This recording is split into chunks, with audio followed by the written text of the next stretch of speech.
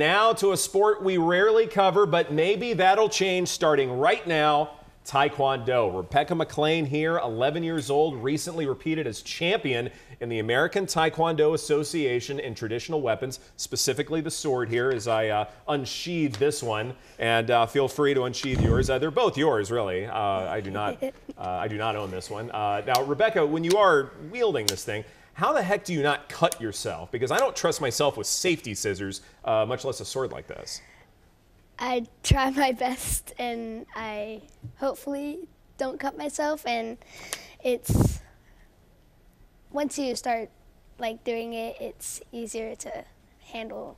Once you get the hang of it, in other words. And also, too, there's a lot of form that's involved, and we're going to show just a little bit right now of some of your handiwork. How did you come up with a sword? How did you decide that this was going to be your favorite choice here?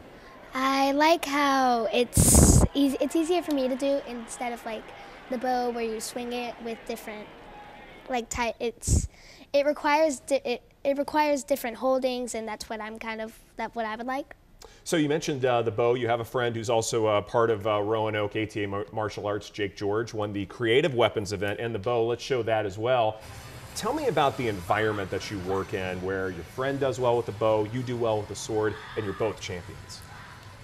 It's exciting because you have an amazing instructor who helps you a lot and helps you succeed, and it just shows how amazing your instructor is.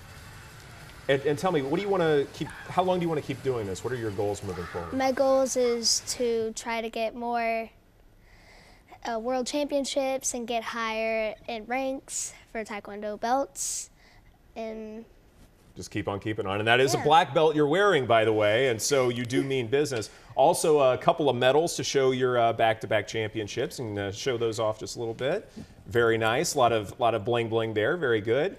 And you know, the cool thing about what you do too is that you just seem so fearless out there. Like, where does that come from? It's harder. It comes from it comes from inside, and it comes from you focusing and practicing your fearlessness. That's terrific.